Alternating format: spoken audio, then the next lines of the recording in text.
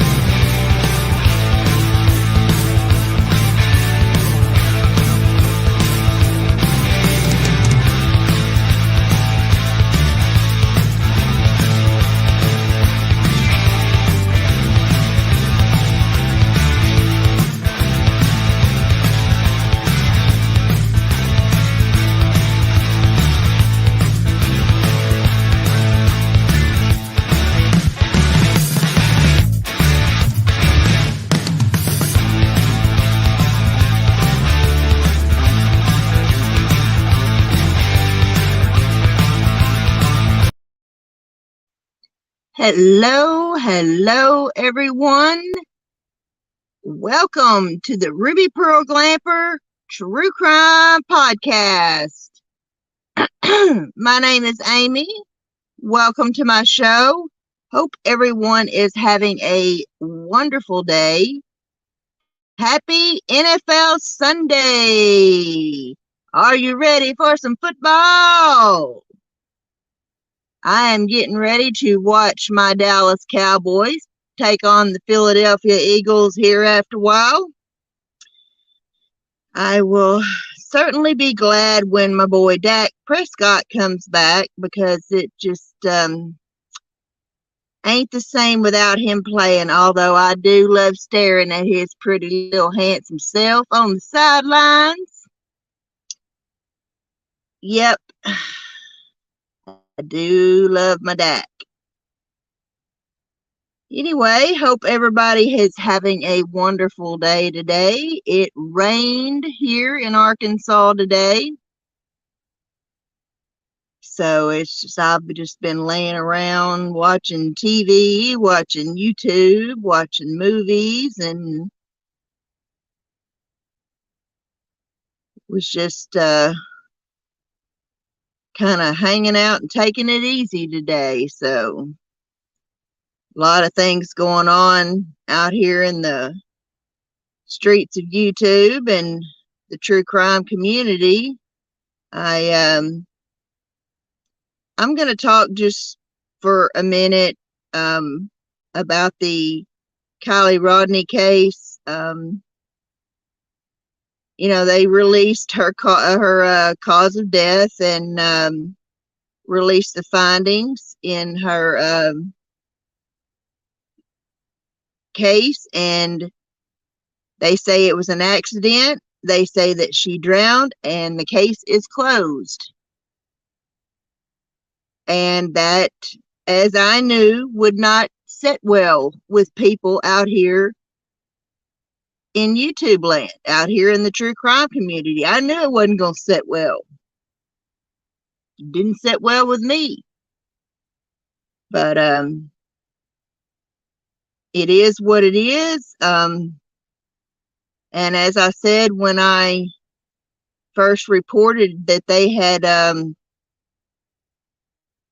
found no foul play in her case, and that her death was accidental, I said if her family is okay with it, if this is what her family believes, and it's really about them, it's about Kylie, and we may not feel that she got justice.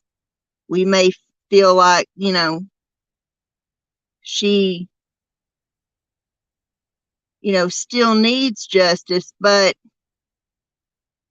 and I'm going to tell you, I'm from Arkansas. I've been in true crime since the late 80s. And one of the issues of how I got into true crime is a notorious medical examiner who was falsifying evidence, who was calling coroners murderers, who was lying in court. Oh yeah, look him up. His name's Fahmy Malak. He's passed away. But that man took a lot of shit to the grave with him, is all I gotta say. That is incompetent as tits on a boar hog. And, we've been notorious for some of our other medical examiners as well. Dr. Frank Peretti, who screwed up evidence in the West Memphis 3 case. Dr. Kokas. We've had several. So I know that medical examiners make mistakes.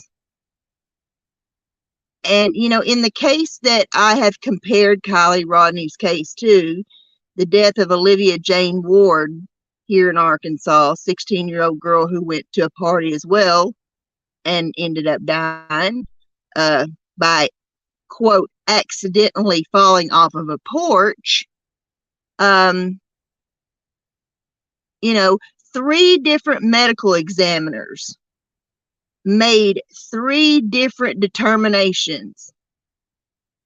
And that's why there is still no official cause of death in the death of Olivia Jane Ward of Marshall, Arkansas, 1989. Her death is ruled undetermined. And, so I know all about, medical examiners and like I said, even medical examiners who will go so far as to, lie in a case. But, the only person I have any just full belief in is Dr. Cyril Witch. And he is world famous around the world. He's done some of, he's given second opinions in so many celebrity cases: Elvis Presley, Kurt Cobain, Anna Nicole Smith, Daniel Wayne Smith, Anna's son. The list goes on and on. Jeffrey Epstein. And he says Jeffrey Epstein didn't kill himself. And Dr. Cyril Witch, his word is the gospel truth in my eyes. Whatever he rules something is what I will agree to. So I would just really and truly give anything in the world if he could come in and review Kylie Rodney's autopsy and see what he says and see what he determines. Until then, what can we do? We have had families here in Arkansas who have fought to the death the state of Arkansas and fought the medical examiner's rulings in their cases, and just had to fight tooth and nail to get second opinions and get rulings overturned and whatnot. So, I would think it would have to be Kylie's family that would have to fight for a ruling, or something that if they didn't agree to it. It's law enforcement has now caught on to us YouTube creators and true crime commentators and whatnot, and they want to keep us shut out, and they want to think that we don't matter, and and then we're the voice for the people. I doubt they would talk to the freaking media if they didn't have to, but we are the voice for the people, and, the people have a right to know. Yeah, we're all nosy, so what? But, that's all I can really say about the aftermath in the Kylie Rodney ruling, is that, we just, like AWP, we have to accept it and move on. So, what I want to talk about tonight is something that's it's a subject that affects many, many, many people in the world. And it's a subject of mental health. Mental health has really come forward these last handful of years, and it's being talked about more. We're seeing it in, people taking their own life, even famous people, and we're seeing it in murder, plain and simple. We've got Travis Ryan King, the Waffle House shooter. I did an excellent 2-part podcast about Travis Ryan King, the Waffle House shooter, over on my Spotify channel. If you haven't been over to my Spotify channel, I haven't uploaded anything here recently, but you can go and listen to my 2-part show about the Travis Ryan King trial. And, it's really interesting, or I feel that everything I talked about was, very interesting, regarding his mental health and whether he knew right from wrong and whatnot. You've got the situation, with Ethan Crumley, who was crying out to his parents that he needed help and ended up committing a school shooting. You've got Nicholas Cruz, the Parkland shooter. You've got, somehow, mental health is making its way into these major homicide cases that are happening all over the world. And is mental health a free pass? Is mental health an excuse to kill your child, to kill your classmates, to go to the Waffle House or Walmart or Pulse nightclub or a church and commit a mass shooting? The movie theater? Is it a free pass? A lot of people are very upset about the verdict in the Parkland shooting case with Nicholas Cruz. And, the law is what it is. And I have always understood the law to state that you're not supposed to put anyone who's mentally ill to death. That you are not supposed to give someone who suffers from mental illness the death penalty. But then again, we see it all the time. We saw it with Travis Ryan King. We saw it with Eileen Wuornos. Eileen Wuornos' past wasn't even considered. But Nicholas Cruz's was. And Ethan Crumley's life will be considered. His mental health issues will be considered in his trial. Hers weren't, though. But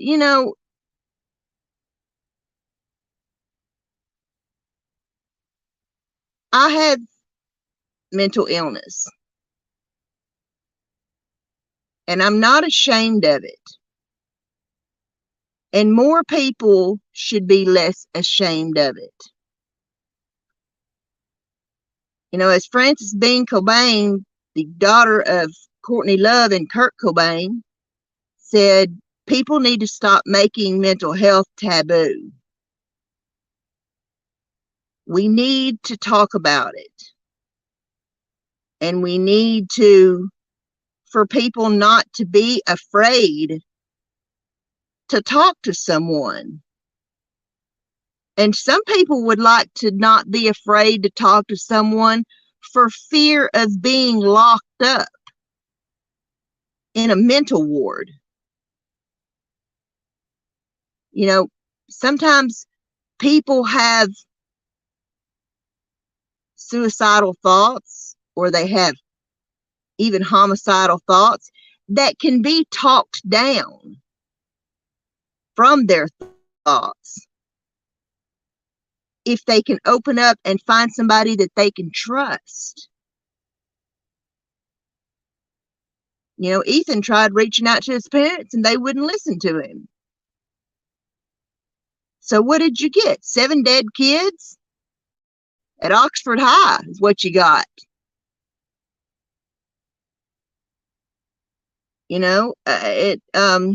People knew that things were not right with Travis Reinking. His family knew, his father knew, and turned around and gave them guns back to him.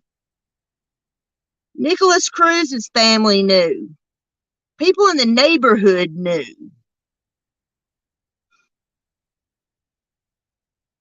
And now we're finding out that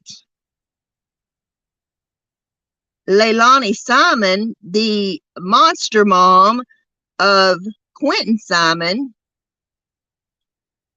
she apparently suffered from some sort of mental illness. I'm hearing bipolar disorder and possibly even some postpartum depression. Well, my gosh, she's 22 years old, got 3 kids. I'd have postpartum depression too. In fact, I've been through postpartum depression, actually. I never thought about killing my kids.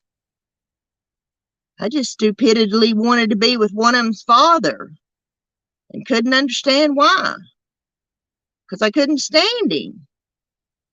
But I just wanted us together for a couple of months, as a family. Us wishy-washy women, how we are. But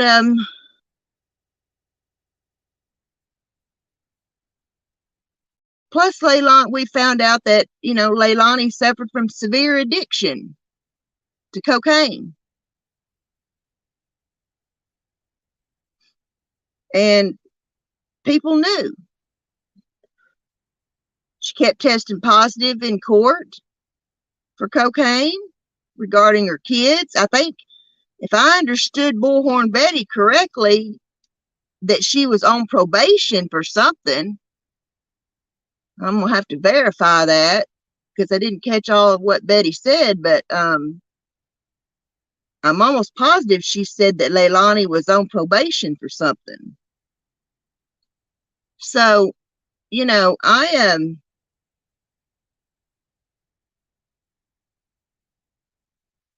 But his mental illness an excuse to go and take other people's lives?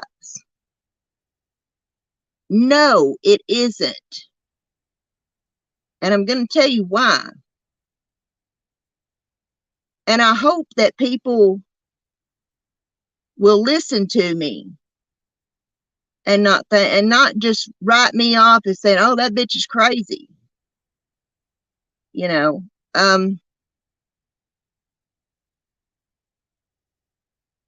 People who suffer from mental illness know right from wrong. We know right from wrong. I know right from wrong. I know and I acknowledge that it is not a good idea for me to own a gun. And guess what? I don't own one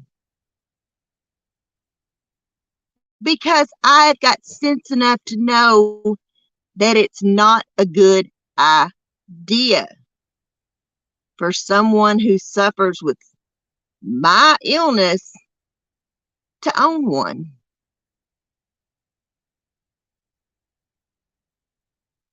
Andrea Yates, who drowned her 5 children in the bathtub, she had been in and out of psychiatric care. She had been on and off some of the most potent antipsychotic drugs you can imagine. I mean, the most potent ones that are out there. She had been on them, on and off. She was told to stop having children, and she kept having children. Her husband didn't care. He's one of those Jim Bob Duggars.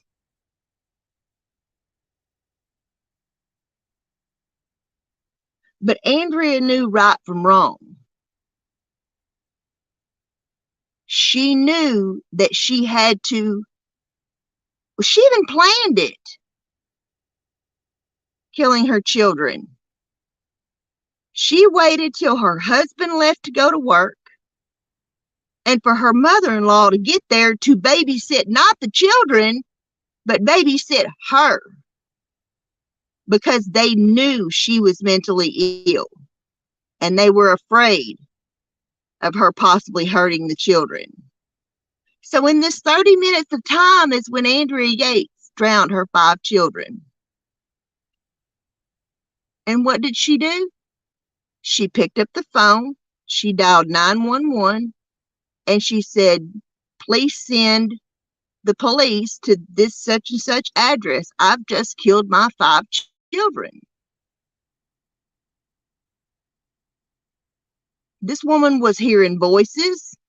She was hearing Satan tell her to take her children's lives because they would be better off. To save their souls, all kinds of things. The woman was severely, severely mentally ill. But she knew right from wrong. Travis Reinking, that dude had severe paranoid schizophrenia. And I know a little something about schizophrenia. And I mean, he was full-blown out in foul ball field with paranoid schizophrenia. But his family knew it. He had had his guns taken away from him, and so his dad could get back in his good graces. He gave him the guns back that he used to shoot up that Waffle House with. Guns that the White House had taken away from him because he broke in and got on past a security spot on the grounds of the White House demanding to see President Donald Trump. He had some things to talk to him about.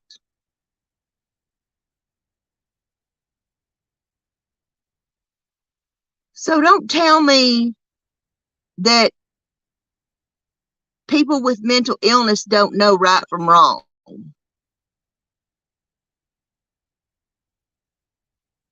I mean, and Nicholas Cruz, he is just, I mean, if anyone deserved the death penalty, it was him. If ever there was an excuse for the death penalty, it was for him. He ranks up there with the Richard Ramirez's and Ted Bundy's and John Wayne Gacy and Jeffrey Dahmer's of the world. The man is a psycho. Or kid, should I say. He's a kid. He's still a kid. He's only 19 years old. He's still a kid in my eyes. And just pure evil. Evil. So are we supposed to give him a free pass because he had a bad childhood? Yes, he was born with fetal alcohol syndrome to an alcoholic mother. You know, he suffered from some learning disabilities, and I'm sure he was bullied and, you know, different things. He was antisocial, but my gosh, you're not going to tell me he didn't know right from wrong.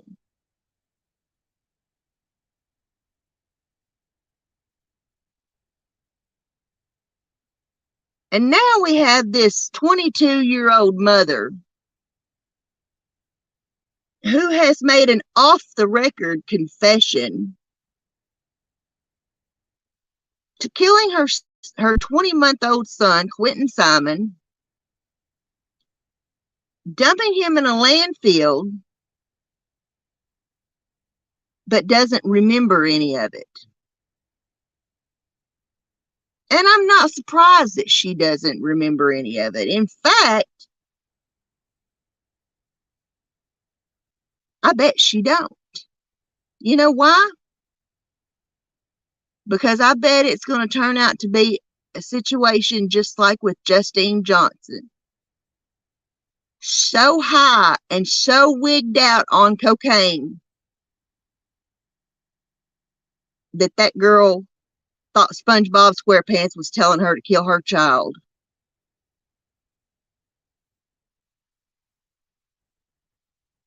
That's in the Justine Johnson case. Apparently, Leilani never bonded with little Quinton Simon. Apparently, she just couldn't stand him practically. And just beat and abuse that little boy on a regular basis.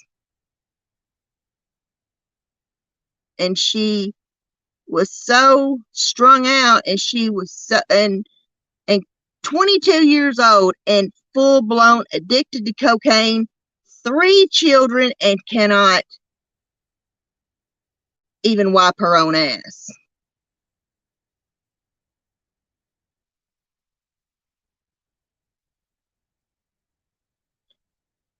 That is a disgrace.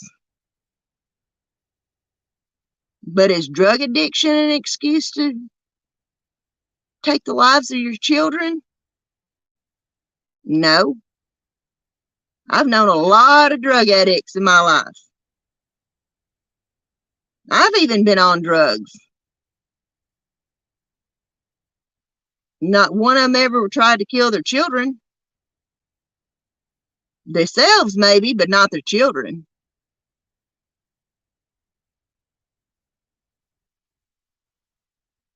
So, you know, Leilani's drug addiction don't mean shit to me. Means absolutely nothing to me. The mother, she's one hell of a character.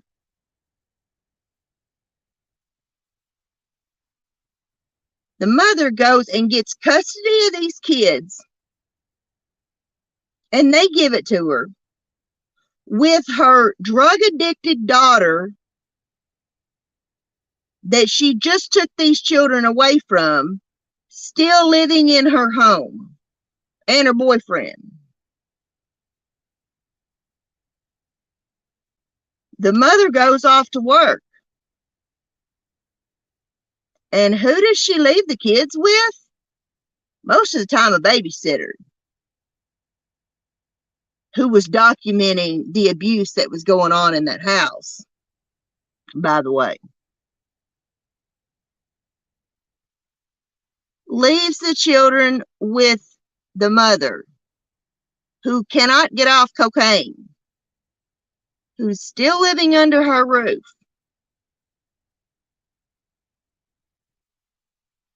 And now little Quinton Simon is gone. 20 months old.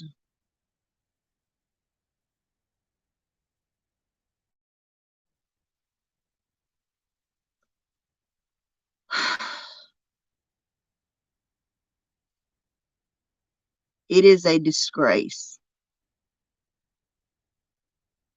So for anyone who thinks that the mother doesn't have, that the grandmother doesn't have any culpability in all this, yes, she sure does.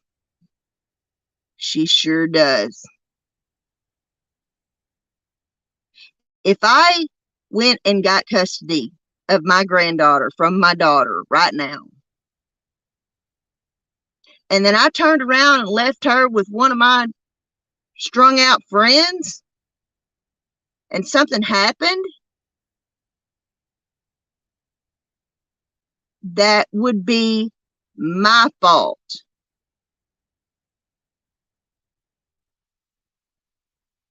I would have just as much responsibility in the situation. So they have removed the other two children from the home since little Quinton went missing and is presumed dead. Leilani is still not in jail. We don't know where she is. It's rumored she went to a psychiatric hospital or rehab or something. Maybe she did, maybe she didn't. I don't know.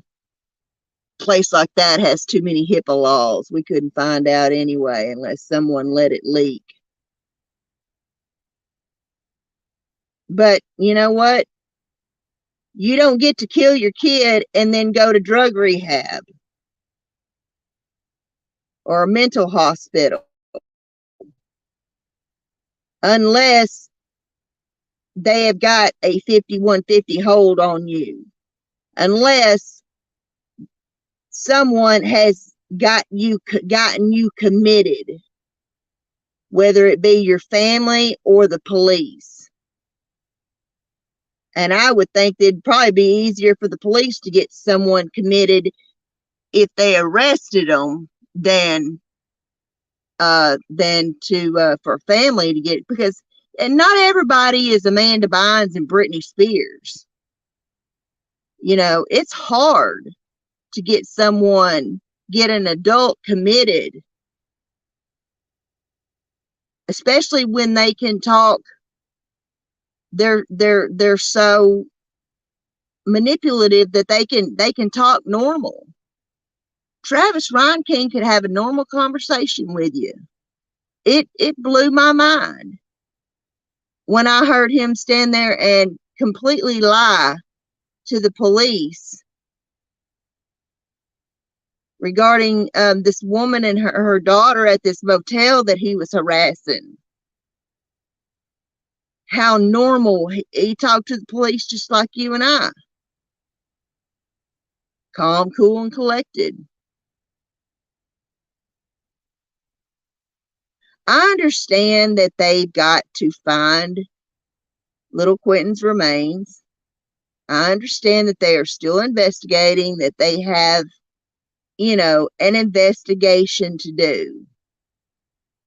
This isn't CSI. This isn't Law and Order.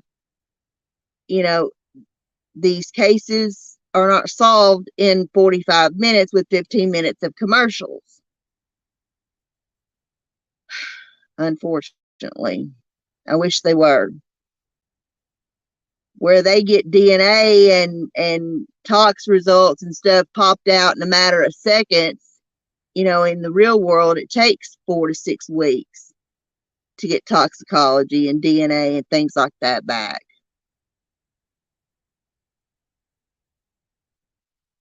But the important thing right now is they've got to find his remains.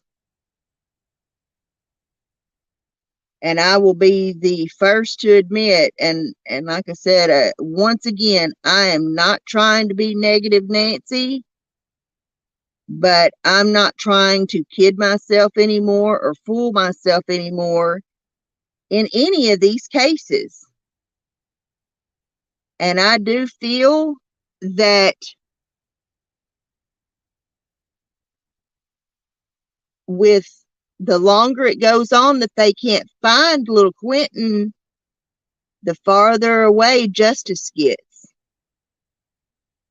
They let Casey Anthony go scot-free because they could not determine a cause of death for little Kaylee Marie Anthony because of the decomposition. And that's how she got away with murder. And I have stated that in the Summer Wells case, and I am stating it now in the Quinton Simon case. I'm afraid that, if they happen to not find his remains, or, the decomposition is too bad, that she may get away with what she's done. Just like Candace and Dawn have gotten away with it for the past over a year now.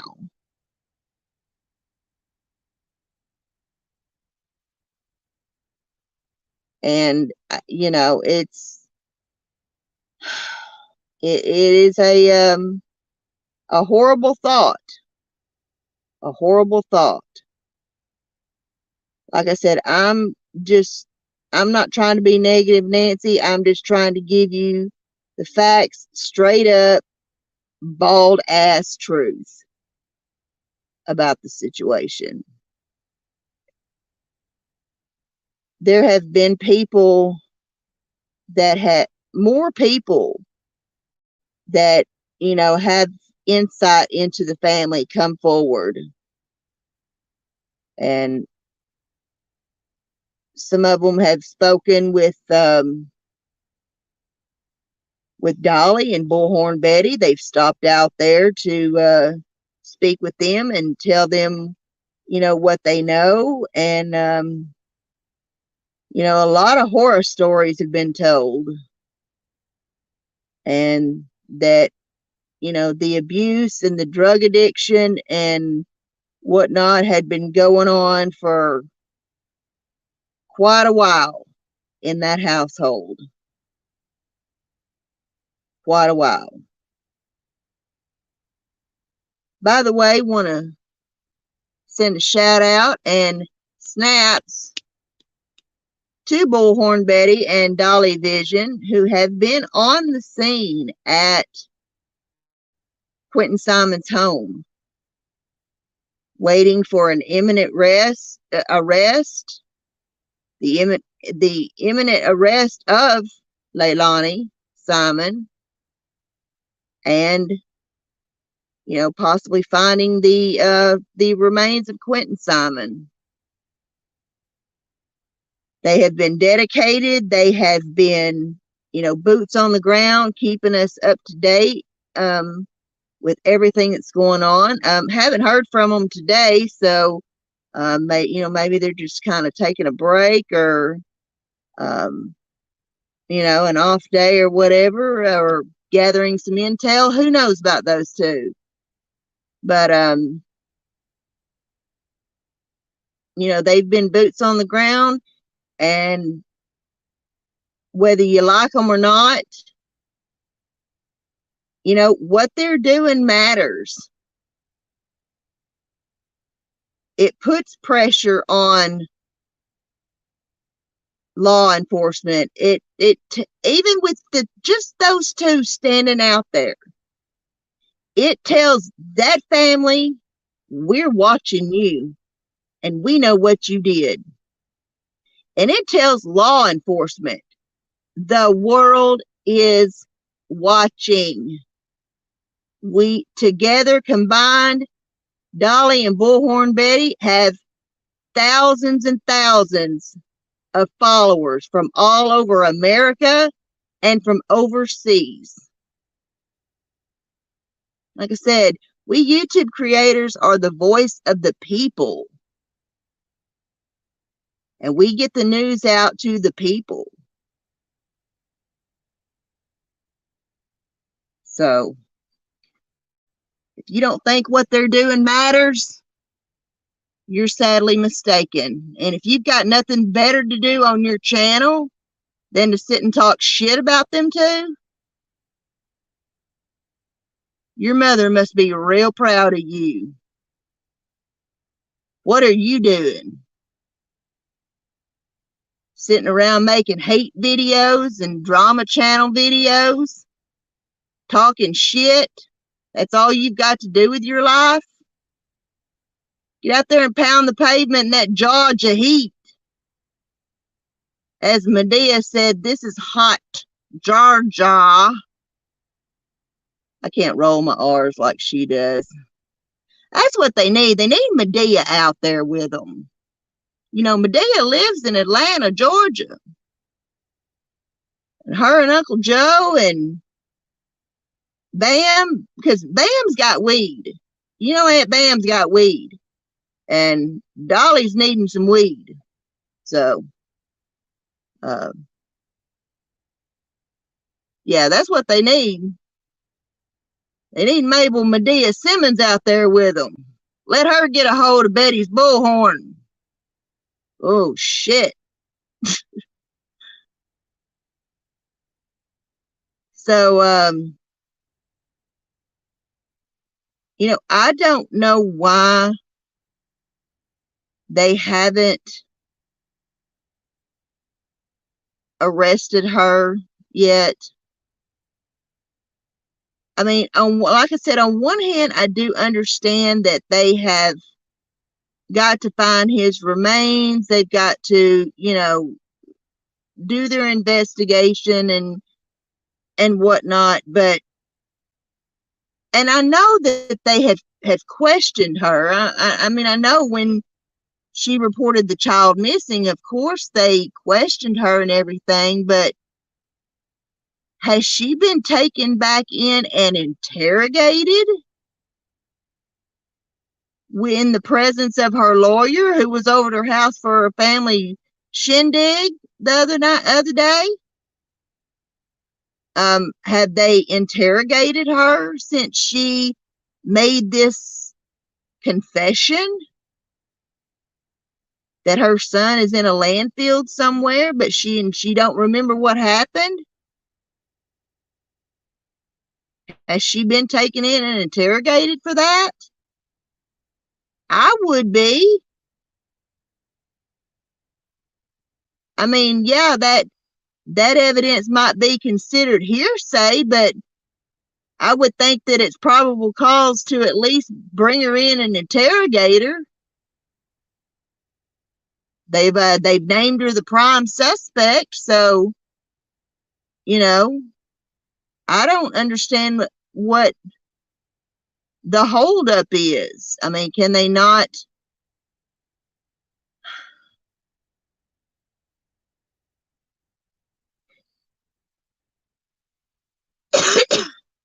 charge her with child neglect? Or, I mean, and if she was on probation with something, if she's still testing positive for drugs and whatnot, then that's an automatic violation of her probation. So her probation needs to be revoked. At the least, I mean, something. So it's going to be real interesting to see how long it takes now for her to be arrested and where she is. The father of her baby has apparently gone to Atlanta, I guess, to stay with family, and he's trying to get custody. His family's trying to get custody of the little girl, the baby, and I think whoever the oldest child, the other child, Zane, however old he is, or whoever his father is, I believe from what I hear, he or his family or whatever is trying to get custody of Zane. But to my understanding, they have a court hearing on the 17th. So we'll see what happens. So what all do you think? What do you all think? Do you think that mental illness when should it be considered an excuse? When should it, do you feel that any people with even with mental illness problems still know right from wrong? We've been taught since the day we were born into this world, thou shalt not kill. We've been taught that killing and taking other people's lives is against the law.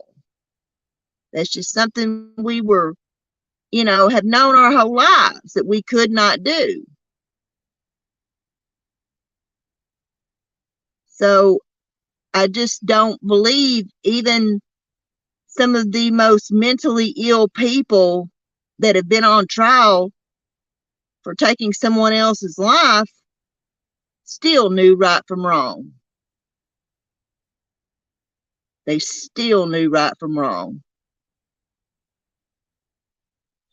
But let me know what you think down in the comments. What are your thoughts on all this?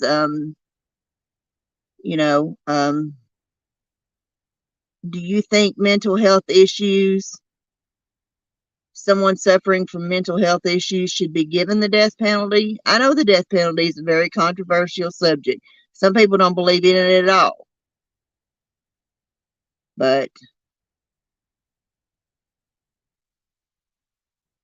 I just,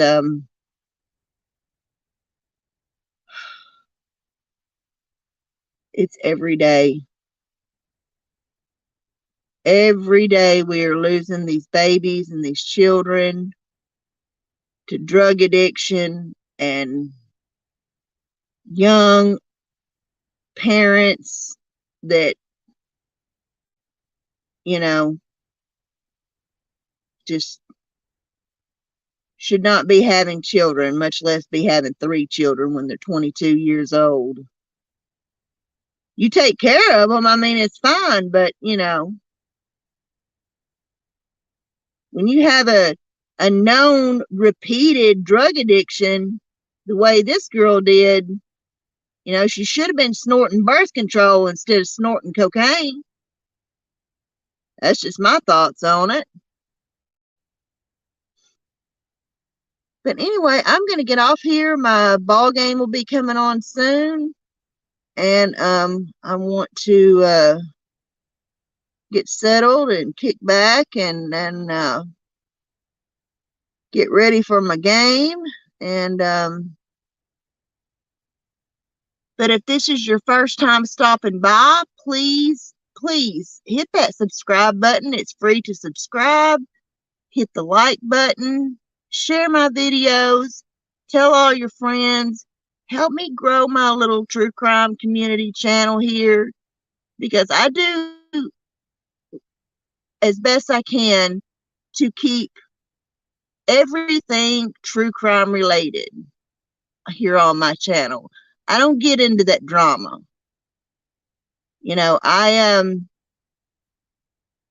I do, when something hits a nerve with me really bad, I will speak out about it. But other than that, I'm not going to get into this tit for tat BS. That's not why I'm here.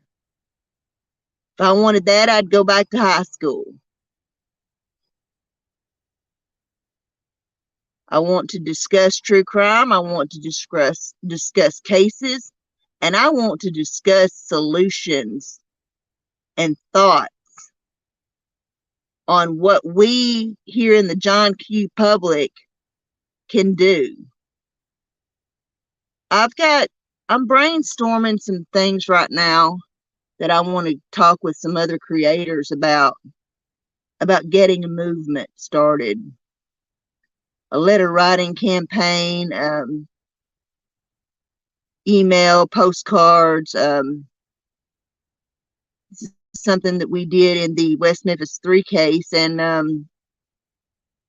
I've got something in mind that I want to do similar to that, to bring real awareness to our state and federal government about the problem that's going on right now with these children who end up falling through the cracks of CPS, and they end up being given back to these drug addicted, shitty parents, and then they wind up deceased.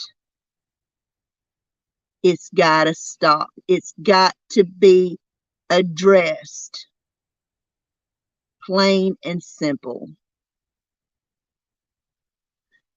But you all have a wonderful night. And as I said, leave something down in the comments for me. Let me know your thoughts on this. If you don't share my thoughts or opinions, that's fine. Don't, come at me with an attitude. Let's just talk about it. Let's discuss it. So, you all have a wonderful night. Go Dallas Cowboys! And everyone remember, please be the change that you wish to see in this world. As Michael Jackson said, it starts with the man in the mirror. Have a good night, folks. Peace out.